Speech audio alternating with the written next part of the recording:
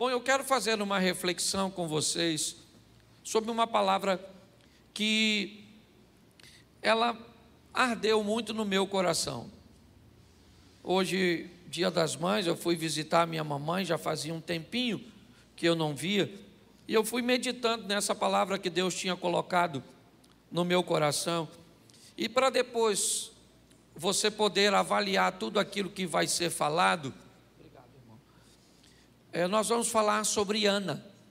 Ana, a esposa de Eucana, aquela mulher, certo? Ou seja, aquela mãe.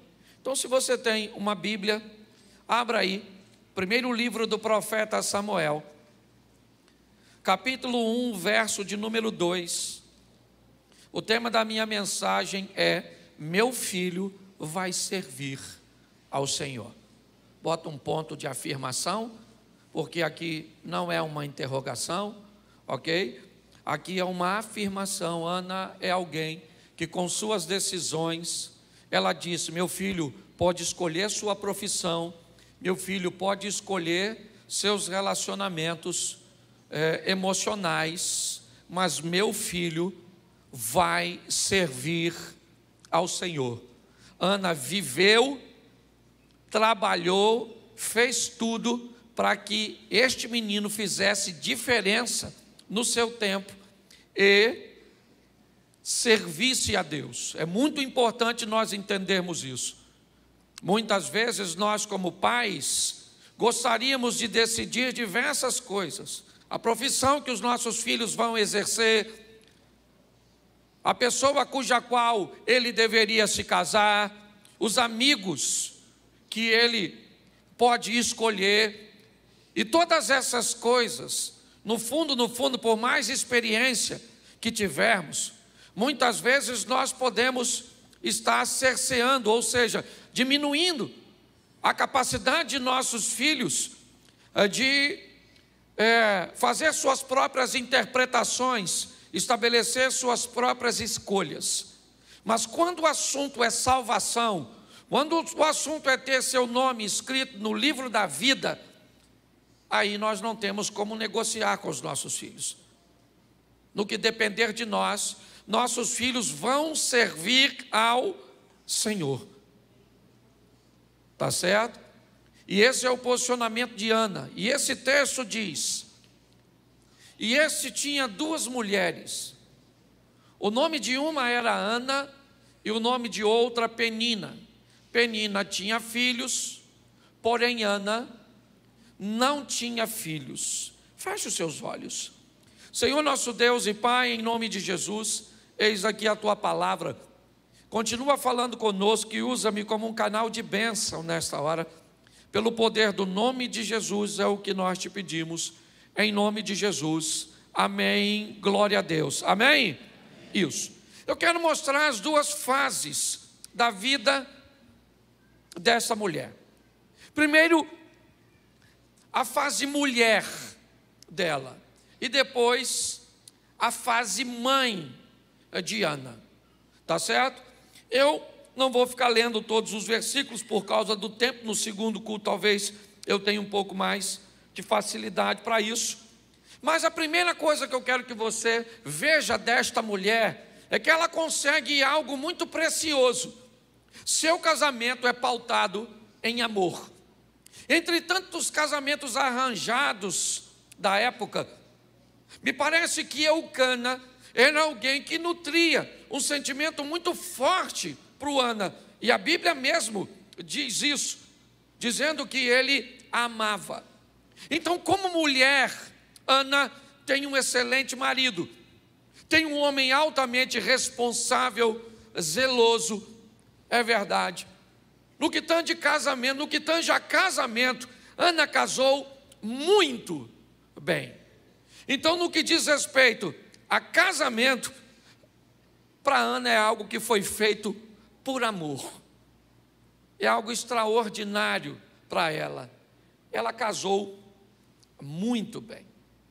Mas logo depois de casada, durante um período, provavelmente 2, 3 anos, Ana começa a descobrir, a se deparar com uma surpresa desagradável.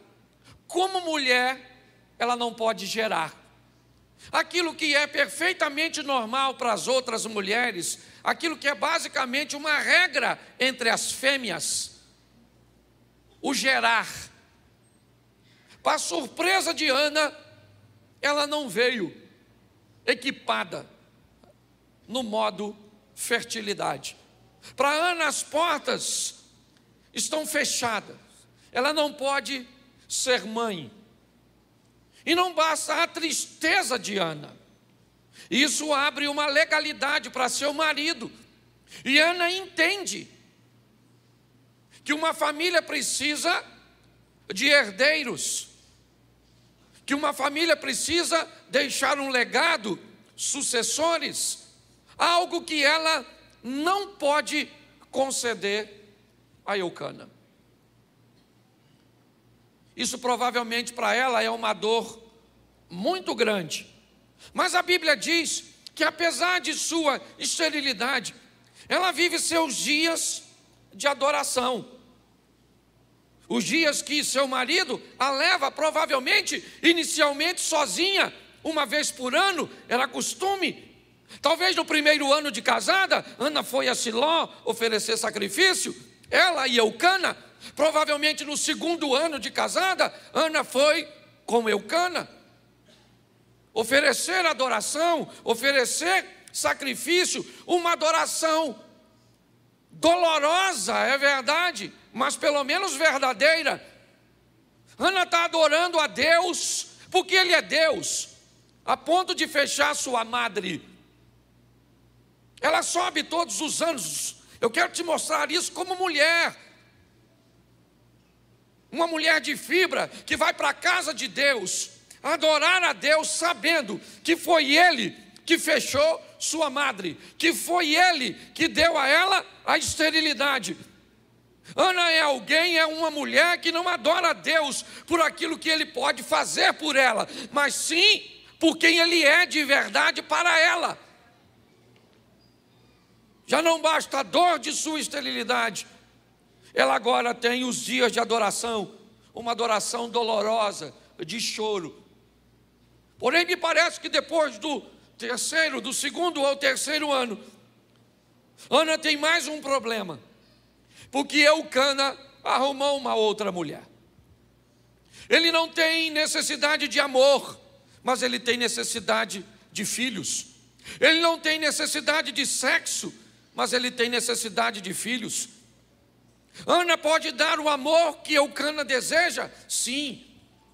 Ana pode dar o sexo que Eucana deseja? Sim. Mas Ana não pode lhe dar filhos. E Eucana então, que poderia devolvê-la para os seus pais? Sim. Ele prefere ficar com a mulher que ele ama, mas conseguir uma outra, não por amor, nem por sexo, mas por filhos. Eu não sei em quem vai doer mais isso, se em Penina ou se em Ana, porque agora sim me parece um casamento arranjado para Eucana. Nós temos agora uma outra mulher que entra na vida de Eucana, já sabendo que ele não precisa dela para amor, ele não precisa dela para sexo, ele precisa dela para filhos. E provavelmente, por ele ter uma condição de pagar um dote, de dar para ela um lar, comida, abrigo, roupas, aquilo que hoje seria impensável para uma mulher moderna, era basicamente tudo que uma mulher daquela época queria. Mas agora, com Penina, Ana como mulher começa a enfrentar as afrontas.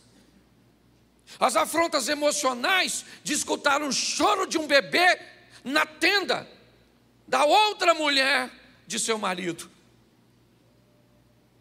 Olha só. Afrontas de ver Penina olhando para ela e dizer: ele te ama, mas você é seca, você é estéril, você não pode produzir. Você tem o amor dele e ele fica com você por amor, mas ele se aproxima de mim por causa dos filhos. Ana é uma mulher que precisa sobreviver às afrontas. porque pessoas são perigosas, afrontas vêm de pessoas, e não apenas afrontas, mas incompreensão, porque seu marido também diz para ela: pare de chorar, eu não sou melhor para você do que 10 filhos. Preste atenção, Ana sofre afronta de quem tem inveja dela, Penina, mas também de quem ama ela, Eucana. E esse é o ambiente que ela vive, suas pressões, suas decepções como mulher, anos a fio. Esse sofrimento provavelmente acompanhou Ana por longos e longos anos. Pelo menos 2 a 3 anos depois que casou, sem engravidar. O texto diz que Penina tinha filhos e filhas, o que coloca os 2 gêneros no plural, tanto meninos como meninas, o que nós, se arrolarmos tudo aí, talvez teríamos aproximadamente uns 10 anos de sofrimento. Sempre indo para Siló, sempre indo onde Deus estava, é verdade. Mas chega um momento que a história diz que Penina estava em Siló como sempre esteve. Eucana estava em Siló como sempre esteve. Eli estava em Siló como sempre esteve. Deus estava em Siló como sempre esteve. Mas Ana foi para Siló de forma diferente. Está tudo do mesmo jeito. Mesmo jeito. É culto de domingo, é primeiro culto, o louvor já cantou, a apresentação já aconteceu, as ofertas já foram retiradas. O culto está do mesmo jeito, só que tem dia que o culto está do mesmo jeito, mas você entra de um jeito diferente. E quando você entra de um jeito diferente, o resultado para você muda. Estava assim de gente em Siló, mas quando Ana foi para aquele dia que a chave vira. Sabe por quê? Porque a mudança, ela só depende de você. Existe uma parte nesse jogo da vida que ninguém pode fazer por você. Sabe qual parte? A sua. E é aquele momento que é você que resolve se vai ou não vai, se acontece ou se não acontece, se a chave vira ou não. Levou muito tempo, é verdade. Muito tempo. Foi muito choro. Ana teve que contar com muita resistência. Mas chegou o momento. E ela se posicionou diferente. Como mãe? Não, como mulher. Como serva. E o dia que ela fez isso, a hora chegou. Por que não chegou antes? Porque ela não se posicionou antes. Eu não sei há quanto tempo você está em busca de seu milagre, de uma intervenção divina. Eu não sei se você tem culpado seu esposo, seus filhos, se você tem culpado o pastor ou os líderes por onde você passou. Eu não sei para quem você está transferindo tal responsabilidade. Eu só sei de uma coisa: ao fazer isso, o tempo vai passar para você como passou para Ana. O dia que Ana reconheceu que ela precisava mudar de postura, o sacerdote olhou para ela. Por que nunca olhou antes? Por que nunca prestou atenção em Ana antes? Porque agora a postura de Ana era diferente. Mas o sacerdote não podia ter prestado atenção nela antes? Não podia. Ele não podia, porque o assunto de Ana era com Deus. Ana queria um filho, sabe para quê? Para livrá-la da vergonha. E Deus queria dar um filho para Ana, para que o nome dele fosse glorificado através do filho. Na primeira versão, Ana pensa nela individualmente. E não há problema na palavra de Deus de você enriquecer, de você prosperar, de você ganhar fama, de você ter muitas coisas na sua individualidade. Mas descubra uma coisa na palavra de Deus: o foco sempre é o coletivo, é sempre o reino, o povo, a igreja, é o todo que Deus olha. Quando Ana faz isso, o sacerdote olha para ela e lança uma palavra profética para ela. Finalmente a hora chegou. E agora Ana vai para casa para fazer a parte dela. Entendeu? Junto com o seu marido Elcana, que o cerol foi fininho. E Ana engravidou. Contrariando as expectativas, aquela mulher fica grávida. Antes de Samuel nascer, deixa eu te mostrar duas mães. Eu não sei se você gosta de assistir investigação, Discovery. Minha mulher fala que eu, às vezes, devo estar interessado em matar alguém. Mas pensa num programa que Deus fala comigo. E num desses programas eu estava assistindo Malévolas, as mães más. Mas preste atenção em duas mães aqui que me encantam.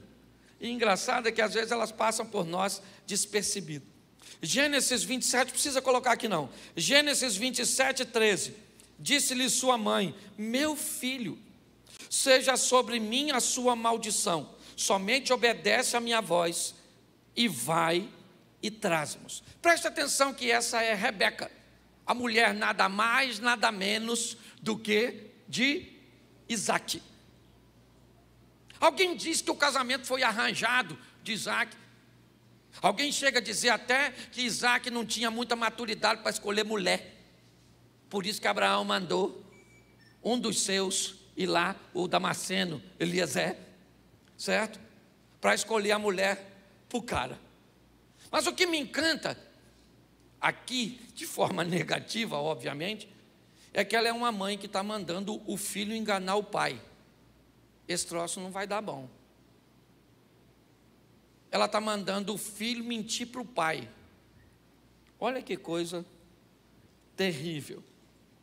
Uma mãe que não está nem aí, nunca mais ela vai ver seu filho, nunca mais.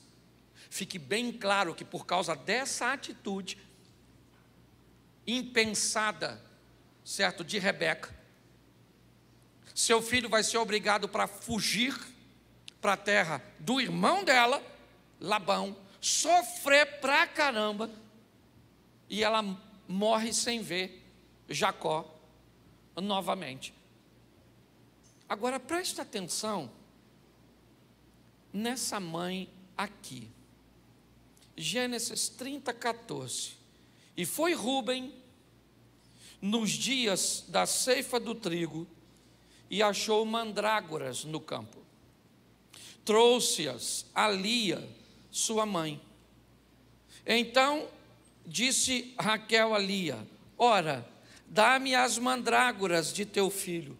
Preste atenção, porque até o presente momento eu não tinha visto a grandeza desse texto. Havia uma rivalidade muito grande em duas mães, em duas mulheres. As duas estão em busca do amor de Jacó, Raquel e Lia. Lia, ela tinha filhos, Raquel era estéril. Jacó amava Raquel, mas casou com Lia, porque foi enganado por seu sogro. Uma rivalidade se estabeleceu. Rúben é o primeiro filho de Lia, o primogênito. Mas o que me encanta nesse garoto é que ele sabia que sua mãe sofria por causa de seu pai.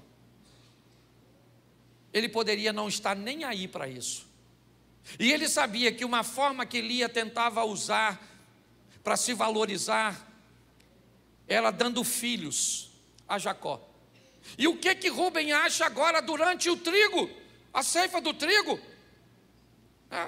Algumas mandrágoras reconhecidas como afrodisíacos, reconhecida como algo que favorecia a fertilidade. Então Rúben, ele pega aquilo no campo e leva para sua casa, porque é um filho que está demonstrando que sabe reconhecer a dor de sua mãe, que se preocupa, enquanto filhos ferem. Nós temos aqui um rapaz que vale a pena falar, seu nome Rúben. Chega em casa: por que é que Raquel quer tanto as mandrágoras de Lia? Porque ela também está no mesmo litígio, ela também está no mesmo problema. Por isso é que ela diz a Lia: me dá as mandrágoras, eu quero. Sabe o que Lia diz? Então deixa eu deitar com Jacó no dia que é para você deitar.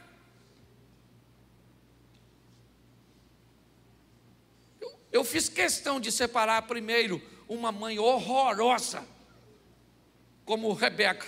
Pelo menos nesta ocasião, me permita botar defeito nela. Mas uma mãe extraordinária, chamada Lia, sofredora, não casou porque quis, casou obrigada, porque seu pai mandou ela se casar, não teve direito à escolha. Edmeia Williams ministra uma palavra chamada a saga de Lia, uma palavra extraordinária. Mas quando eu olho para essa mulher, eu vejo a grandeza de criar seu primogênito, seu filho que serviria de base. Foi esse camarada chamado Rúben que lutou com todas as suas forças. Sabe para quê? Para que Judá não vendesse José para os midianitas. Os valores e os princípios que essa mulher implantou em seu filho foi extraordinário. Mas isso é outra história. Vamos voltar para Ana. Ana agora é mãe. Ela acaba de dar à luz a um menino, e ela vai escolher o nome deste rapaz. Foi ela, foi a decisão dela, é o menino dela, é o sonho da vida dela. E que tipo de mãe é Ana? Ela é uma mãe que sabe quem deu, ela é uma mulher de palavra. A maneira cuja qual ela vai treinar esse camarada é fantástica. Ana coloca o nome no menino de Samuel. Em algumas traduções, Deus ouve. Em outras traduções, Deus me ouviu, ou do Senhor eu pedi. Aqui não faz muito. Aqui não faz muita a tradução em si. Mas é importante você entender que ela é uma mãe que sabe quem deu o menino para ela. E ela sabe o que ela falou para Deus. E agora, ela vai fazer com que esse menino fique perto dela o máximo de tempo que ela puder. Ela não volta para Siló todos os anos como fazia. Ela chama Eucana e diz: eu quero ficar com este menino, eu quero ficar perto dele, eu quero que ele fique perto de mim até amamentar, até o último dia da amamentação. Eu quero ficar perto desse garoto. Salmo 127:4 serve para você? Filhos são como flechas na mão de um valente. Quanto mais eu puxo para perto de mim, mais longe eu posso arremessá-lo. Me parece esse é o princípio de Ana. Com todo respeito às mamães que aqui estão, muitas delas chegam no ministério infantil, se não tiver espaço para, ou se não conseguiu fazer o cadastro de seu filho, ela olha para o filho e para a nossa recepcionista do ministério infantil e diz: mas o que é que eu faço com essa criança? Eu imagino o garoto olhando: o que faz comigo? Pare para pensar. Eu sou de uma época, quando eu criei meus filhos, não tinha ministério infantil não. Tinha não, tudo bem que era outro tempo, não estou falando que tinha que ser agora igual hoje não. A turma ficava, ó, do lado. Eu era diácono, Mério ficava sentado e eu orava com o olho fechado, o outro aberto. Felipe era mais tranquilo, mas Caio parecia ninja. Sumia. Cadê esse menino? E ficava do lado. Beliscão. Menino, o Senhor vai falar contigo. Fica aqui. Pastor, isso é violência doméstica. Menino, não sabe nada que eu passei, não? Você acha que beliscão era violência doméstica? Primeira vara de infância e juventude que eu conhecia era de goiaba, desse tamanho assim, ó. A bicha envergava, mas não quebrava, meu irmão. Minha tia lançava chinelo estilo bumerangue, ia lá, batia em mim e voltava na mão dela. Eu acho que ela sim era a Mulher Maravilha. Você está rindo? Mas é sério. Ana manteve aquele menino por muito tempo perto dela. E aí eu pergunto, qual era a pauta? Qual era a pauta de Ana com Samuel? Ana tem um problema muito grave. Eu não posso te precisar o período de amamentação. Talvez 4 ou 5 anos, as mães podem saber mais do que eu. Mas provavelmente um pouquinho mais, porque Samuel precisaria ser mais independente para ser recebido na casa de Eli. Não faria muita... Não seria uma realidade muito forte mandar um menino que precisava trocar fraldas, que não podia fazer suas necessidades, aliás, que não entenderia o que estava fazendo ali. Alguns dizem 8 anos, talvez um pouquinho mais. Foi o momento em que Samuel é levado para lá. Mas o que será que Ana ensinou para este menino? Preste atenção. Ela vai levar este menino para viver na casa de Eli. Você sabe qual é a fama dos filhos de Eli? Ou Ana prepara o menino bem, ou o menino chega lá e se desvia. Ah, pastor, a faculdade desviou meu filho. Ah, pastor, as amizades. Tá bom, querido. Quer aprender com Ana? Meu filho, fica aqui perto. Eu vou te ensinar uma coisa. Primeiro, você não é meu, você é do Senhor. E segundo, você vai para um lugar onde o ambiente não é bom. Deveria ser, mas não é. Não é agradável, você vai ver muita coisa errada. Agora, as matrizes que eu te dou, tudo aquilo que você aprender lá fora, coloca aqui dentro. Não permita te dar outra matriz. Nós trabalhamos para caramba para colocar esses forros. E eu cortei a maioria desses forros para colocar essas lâmpadas. E o que eu fiz? Eu peguei medi e cortei e tirei. Depois eu pegava ele, colocava de novo. Depois que eu já tinha cortado alguns, eu achei que eu poderia pegar outro. E não mais aquele que qualquer servia. E quando eu descobri, eu tinha estragado uns 10. Porque como eu troquei de matriz, automaticamente, por mais perto que tivesse a medida, ela não era mais a original.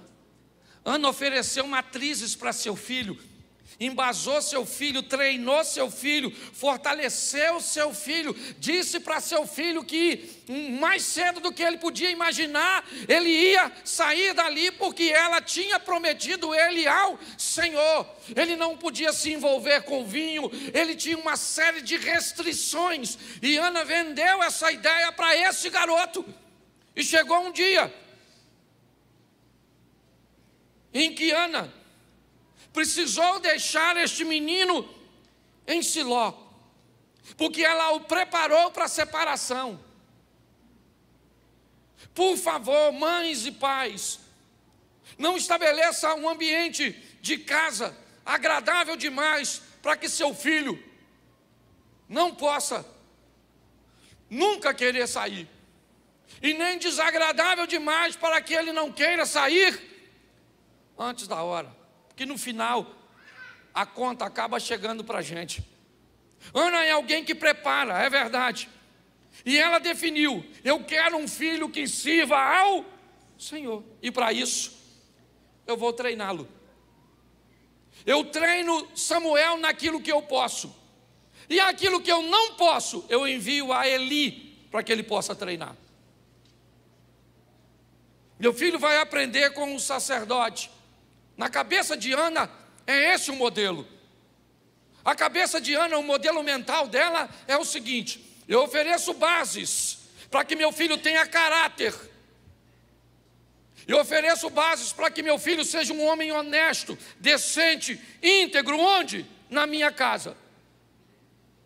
E agora eu mando ele para onde? Para a academia? Poderia usar assim, é isso? Para o ambiente onde ele vai ser treinado para exercer aquilo cujo qual ele vai fazer. Mas lá vai ter filhos de Eli, não interessa. As matrizes que eu coloquei em Samuel, elas estão firmes. Na cabeça de Ana, 3 pessoas fariam Samuel alguém habilitado para lidar com todo tipo de problema. Primeiro, ela. Segundo, seu sistema de ensino. Terceiro, um Deus que estava no céu. Ana entendia que Samuel seria aquilo que ela idealizou que ele fosse, se ela trabalhasse para isso. Você não vê o pai interferindo nisso, não é nem comum para a época. Mas a postura de Ana era tão assertiva, ela tinha tanta certeza no que ela queria, que ela escolhe o nome de Samuel, ela escolhe o que ele vai ser. Eucana diz apenas: faça com o menino. Preste atenção, nenhum outro filho, nenhum, nem de Samuel, ou nem de Eucana com Penina, e nem de Eucana com Ana. Porque um filho Ana teve para Deus, e outros filhos Ana teve para ela. E todos os filhos que Ana teve para ela não foram muito longe. Não, foram pessoas comuns e não tem problema nenhum nisso. Mas quando eu olho para o ambiente que essa mulher escolheu, a maneira cuja qual ela fez acontecer, foi extraordinária. Hoje eu queria impulsionar você, como mãe, aprender com os exemplos que eu usei aqui. Hoje, tem mães criando filhos para acabarem com a masculinidade deles, dominando os meninos, pegando meninos que já deveriam ser homens como bebês, usando vocabulário, tom de voz com meninos que pegam a masculinidade do menino e jogam no lixo. Malévolas, talvez bem intencionadas, se é que há alguma bem boa intenção nisso. Muitas mães se tornando concorrentes de suas filhas.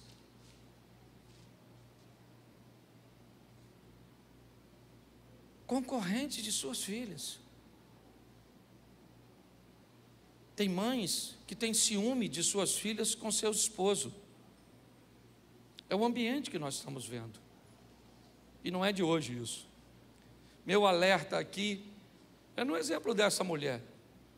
Até porque, dos 7 pontos que eu te mostrei de Ana, a maneira com que ela fazia e procedia antes de ser mãe, dava para notar que era alguém que, quando fosse, ia tomar decisões certas.